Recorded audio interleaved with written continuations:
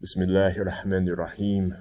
Wassalatu wassalam ala Nabi Muhammad sallallahu alayhi wasallam. Assalamu alaikum. Hey, this is Brother Taj, and I'm coming to you from Masjid Taqwa here in the wonderful city of Denver, Colorado.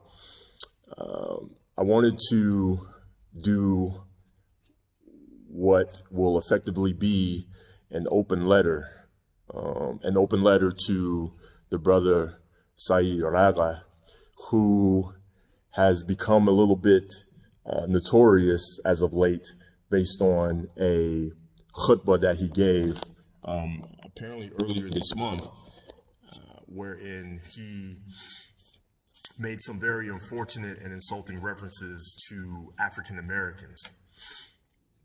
Now, if you're not familiar with this, I would just say, look it up, honestly. There were a couple of videos about this that were deleted, but there's a couple actually still online. And if you got any questions, you can hit me directly, either on my Instagram, which is at Brother Taj, or you can just hit me on Facebook.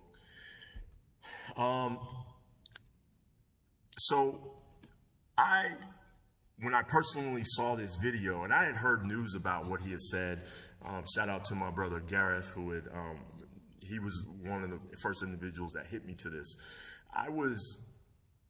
When I first heard about it, I was sort of,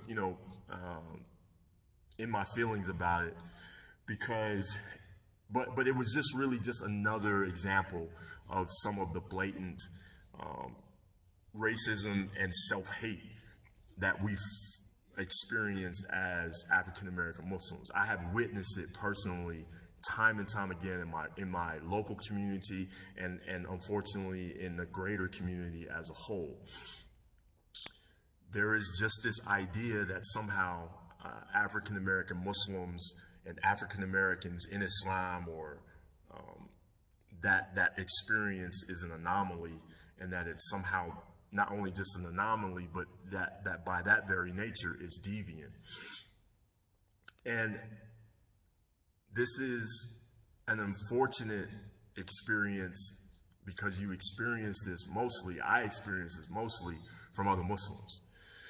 And so that was my initial feeling. And then when I actually saw the video, I was like, I was motivated to actually respond. Now, other people have responded, probably most notably the brother Shadid Muhammad, who gave a very long, his was a talk. It was a response to what the brother had said, but it was a very comprehensive and expansive talk. When I heard it, I was motivated to respond and say something to you, to the brother, to you, Brother Said.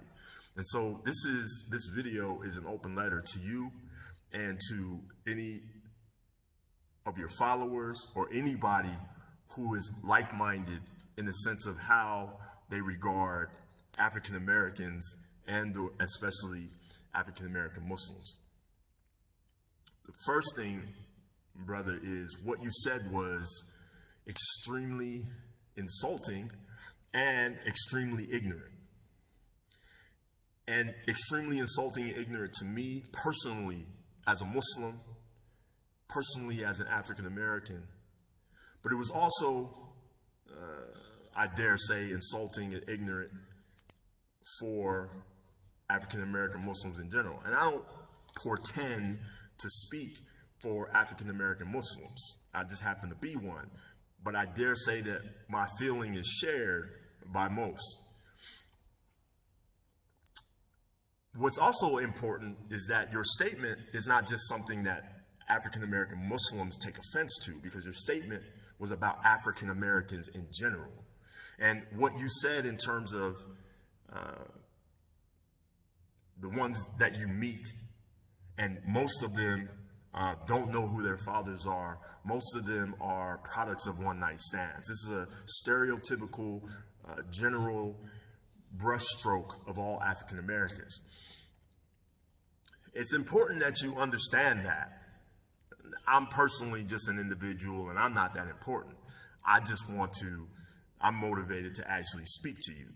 But I think it's very important that you understand that you don't you not only insulted your brothers and sisters in faith, but you insulted your ethnic brothers as a whole, whether they are Muslim or not. And the reason why it's important to understand that is because of the reaction. My reaction is to do this video and address you directly. Other Muslims' reaction is to also have done the same. And we all generally do it from a really, fortunately for you, from a standpoint where we are informed by our religion and by aspects of a religion like adab and courtesy and respect that is accorded to other Muslims, even when they do something that's stupid, ignorant, and cornballish like what you did. But my brothers and sisters outside of this religion, they're not under that constraint.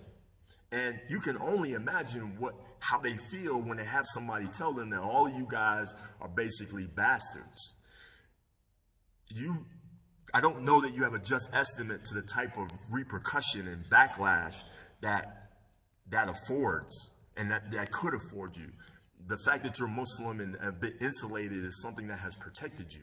But I think you need to be mindful of the repercussions of such a general, broad stroke of African-American Muslims where you just basically insulted us. Now, let me point out to you, or let me acknowledge that you did apologize. It needs to be acknowledged that you did give an apology. But from a personal standpoint, I found your apology very trite, and I found it pandering. Let me explain. Apologies oftentimes are just passes, and they are just things that add to impunity. So that in general, when a person does something wrong and they apologize, and we just assume that that's okay, and we let it go and we move on. And really what we're saying is what you did was okay as long as you apologize. The problem with what you said was that it wasn't, and this is something that even Shadid Muhammad pointed out, it wasn't scripted. This was a sincere feeling that you had. And so, and when you gave your apology, you sort of indicated, it was very telling. Like when you introduced your apology as something that was the result of somebody calling you, a sister calling you, and that your initial reaction, when I thought was telling, was you didn't even think that she was talking about you. Like somehow you would never have made a mistake and never have insulted anyone. So this could not have been you. What that means is that you made these comments from a sincere place. You truly believe that most African Americans are bastards, that we don't know our fathers. You truly believe that. And therefore, because you feel this sincerely, that this is a sincere truth, it wasn't an insult and nothing that you need to apologize for, which makes your subsequent apology pretty suspect and very disingenuous sounding, to be quite honest. This is something that is a sort of a general thing about apologies, is that when we demand people to apologize without having a real conversation. I don't know that you had a real serious conversation with an African-American person who really took exception to what you said. I invite you in this open letter. Also, I'm going to give you an open invitation to sit down with me, because you need to have this explained to you. You need to understand exactly what you did so that you can then hopefully through some introspection, some reflection, realize that what you said was wrong, egregiously wrong. So that then if you do feel apologetic about it, it's something that you sincerely feel. But without the education, without the discourse, without the interaction, it doesn't mean anything. As Muslims, we tend to, we have these romanticized ideas, and so we feel like if a brother apologizes, that's it, and we move on because that's the Islamic thing to do. Theoretically, maybe, in an ideal world, maybe, and I say maybe, but in reality, hell no. That don't fly, and it never does.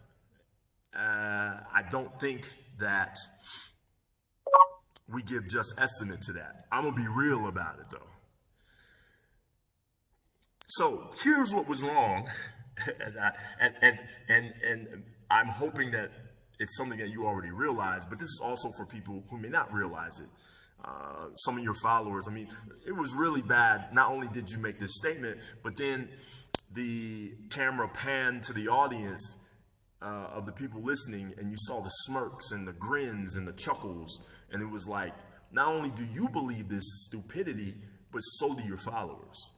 And in my mind, I just imagined like how many more in a multiply sense. And it's not much of an imagination because I also experience that here. Masjid Taqwa that I'm in right now, alhamdulillah, is a Black-run, African-American-run masjid. Today we just hosted a fundraiser by our African brothers who were trying to build a community center and outreach center. So there's some irony in context in terms of what I'm saying and why this open letter and where I'm issuing this open letter from. What was egregiously wrong, of course, is your lack of quantification when you say most African Americans. This is something you can't qualify. What does that mean? What does most mean? Have you counted the number of people that you met? And then did you do a survey? And if so, where is that? Or were you just assuming this? Which again, begs the question of where it comes from. And I'll come back to that because I'll tell you where it comes from. The other thing that was wrong, there were a couple of things wrong, but let me point out something.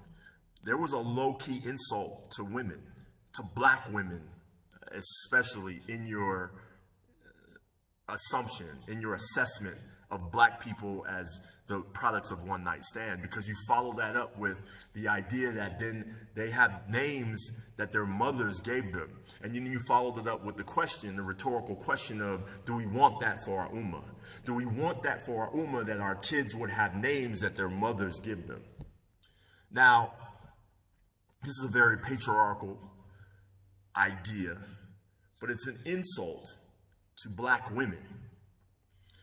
Now, the reality is, in our community, in our culture, men do take care of their children. And even if they have them out of wedlock, the kids know who their fathers are. This is a rarity in terms of numbers. There have been studies after studies to show that these ideas that somehow Black men don't take care of their kids and that women are just raising their kids and the fathers are gone is a myth. But the idea that somehow is something wrong if you have the name that your mother gave you, or in a greater sense, there's something wrong if your mother raises you, which is an interesting irony coming from a Muslim, because we have in our tradition one of the most revered prophets, Isa. May Allah bless and be pleased with him and rain his blessings on him. Isa, Jesus, who from an Islamic standpoint was raised by a single parent. So, because there's really technically no Joseph in the Jesus story from an Islamic standpoint. And there's some evidence that he probably was just made up, but especially from an Islamic standpoint, the existence of Joseph as the father of Jesus or the stepfather of Jesus or or whatever, there's no role for him there. When he is referenced over and over in the Quran, he is referenced by the name that his mother gave him, and his kunya is that he is the son of Maryam. He is referenced as Isa ibn Maryam, right? That's his name. All throughout the Quran, he is Isa, the son of Maryam. So how is it that you, who are supposedly a scholar, supposedly a learned person, how would you ever assume that the idea of a mother giving their kid a name is something that we should not want for our ummah, when we have one of the greatest examples of faith, right? One of our greatest prophets is a person that we know by the name that his mother gave him. We know him by the kunya of his mother. And somehow you would actually imply that you would put out there that somehow a child who's named by their mother is a thing that we don't want for our ummah. You don't speak for our ummah clearly in this regard. And if you do, then that ummah that you're speaking for is not one that is representative of this deen.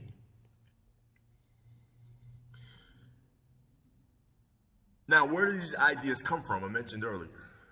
Let me tell you.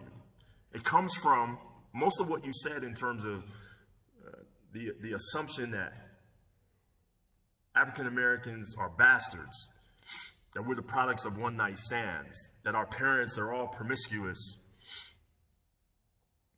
This is a talking point for white supremacy. So what you are doing is you are being a ventriloquist for the KKK and the American Nazi movements, the Aryan Brotherhoods. You are a ventriloquist. You are a dummy. They have their hands up your backs through your head, and this is you for white supremacy. When you say something as silly as what you said, because these are the talking points. The characterization of black people as being promiscuous, as not knowing who their parents are. These are their talking points. And all you did was repeat them. So when people say that what you said was racist, they may not understand that because you're black. And how could a black person say something that's anti-black and be considered racist? But it is, because the origination of that is racist. And you were just being a crash test dummy for their ideas. You probably are not familiar clearly with African American culture and society and history, but we call that coonery. What you did was you became a coon, and you gave a khutbah to a bunch of Muslims that was just a step and fetch it moment. You became a coon, brother. And you need to understand that. The only way that you're going to understand that is I would propose to you that you become educated. Again, people assume you to be a scholar. People assume you to be learned. You give khutbahs and you give all kinds of talks and you're very influential. But in this regard, you have shown that you are a student. You are a school child that has not even begun to learn the remedial information that you need to have. If you're ever going to speak on African Americans, you should really know what you're talking about. That's just a basic premise. You clearly need to know our history. And I would suggest this because, look, what's clear is, and this is something that another brother, Imam Shafi, from Denver, Colorado, expressed to me. This is an African brother. And it was interesting because he told me this just the other day. He said, you know, we've been in error. We made a mistake because we failed to uphold the spirit of the Muhajirun and the Ansar. You failed to realize that when you address us, when you meet with us, when you sit with us, when you talk about us, you are a guest, brother. You used to live in this country. You live in our hemisphere. You are a guest. We've been here. We built this country. We built this society. You come here as a guest and you insult us. You are muhajirun. And let me express how important it is that I need to emphasize that. Because if things were so perfect in your country, if things were so perfect amongst your people, where you would have to question about what you want for your people, if they were so perfect, you would not have left Somalia. Your parents would not have left Somalia. All the Somalis would not have become refugees. Most of the Somalis in this country are here as either first, second generation refugees because of the turmoil that's happening in their country. let me go one more step further and say that they have not escaped those things that you imply are the ills of African Americans. They are engaging in promiscuous and fornication. They are having kids out of wedlock. Maybe some of them don't know their daddies. They are engaging in criminality. They are fully embracing the American dream of secularism and pluralism and godlessness. So for you to assume that somehow some aspect of African American life is an anomaly that you need to protect yourself from is egregious and idiotic, because it ain't happening. But this is because you don't know our history.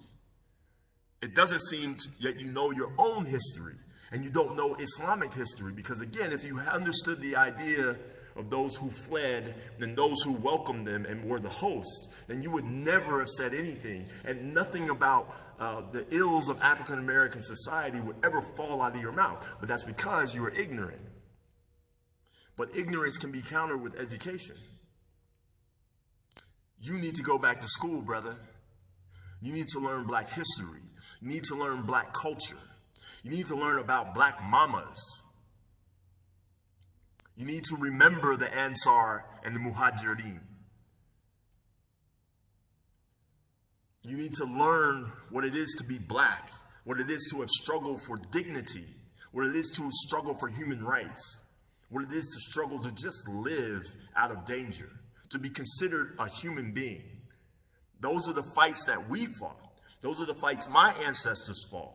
That's the groundwork of freedom that we laid so that you and your peoples and your family and your brothers and sisters and the generations before you and the ones that are going to come after you benefit from when they come here. But you don't know these things. I guarantee I could ask you 10 questions about, basic questions about black history. And I could ask you 10 basic questions about African American Muslim history, and you would fail them. Because if you don't know black history, and most people don't, you don't know black Muslim history.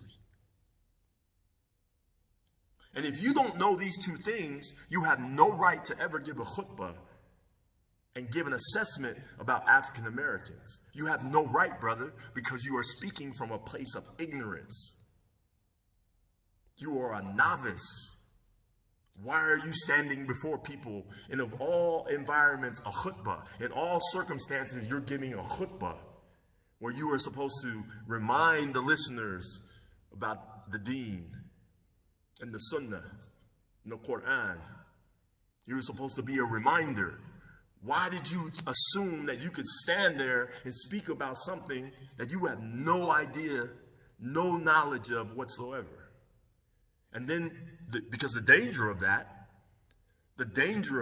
you would never do that about Islam. You don't want to stand up and speak about the Quran, the word of Allah, or the example of the Prophet and not know what you're talking about. You would not want to do that. So why would you assume to speak about a people that you know nothing about?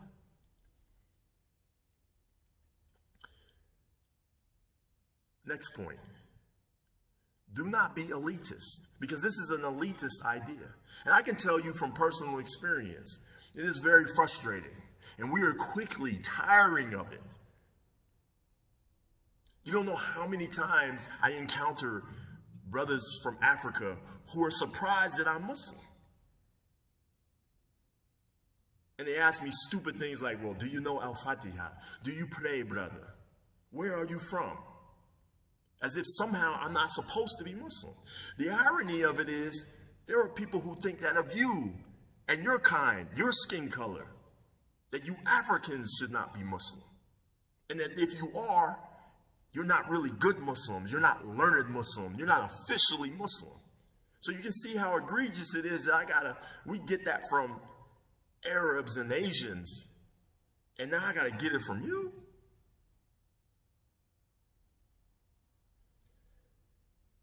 The irony it is it's an elitist attitude that clearly you've gotten from somewhere else. But it's not just an elitist attitude that's not yours, it's an elitist attitude that's not even accurate. Because again, Africans, African Americans, we all share a lot of the same experiences because we're human. And because we're human, we make some of the same mistakes.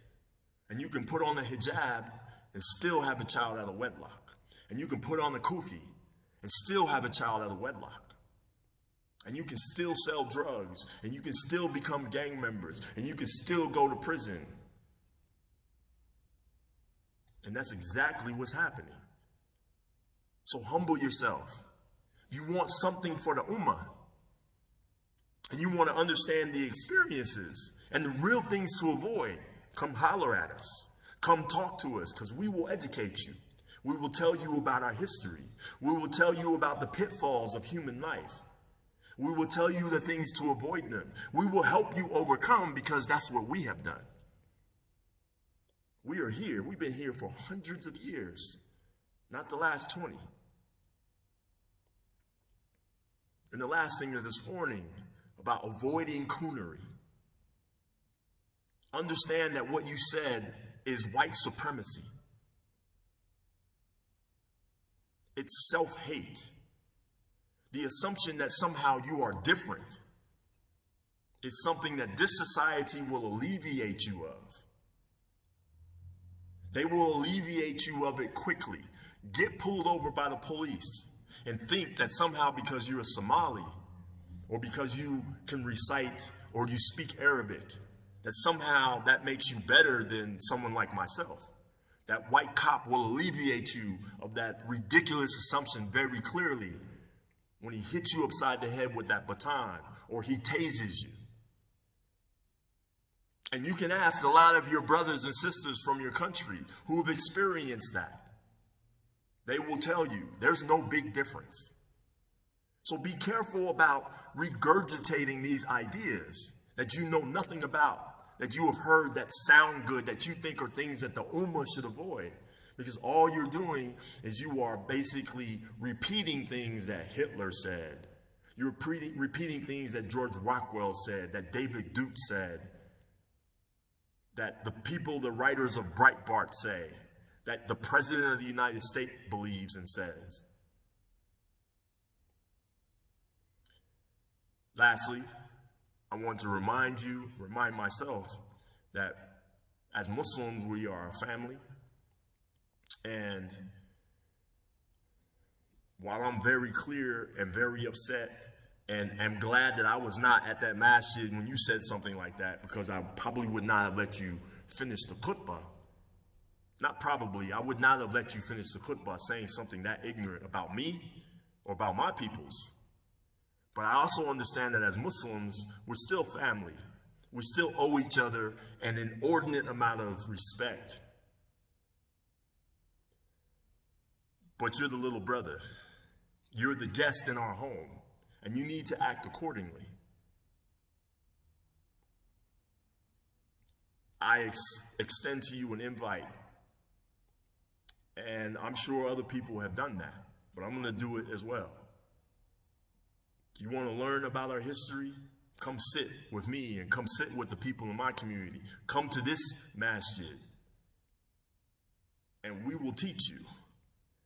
But I would suggest that until you do that, stay away from this subject, bro.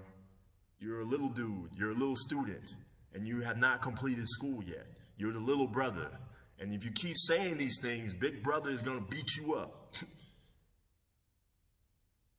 With that, I end with my wishes of peace, my wishes of guidance, and my wishes of growth unto you, to me, and to my brothers and sisters, and your brothers and sisters, and our family as a whole. And I leave you, assalamu alaikum.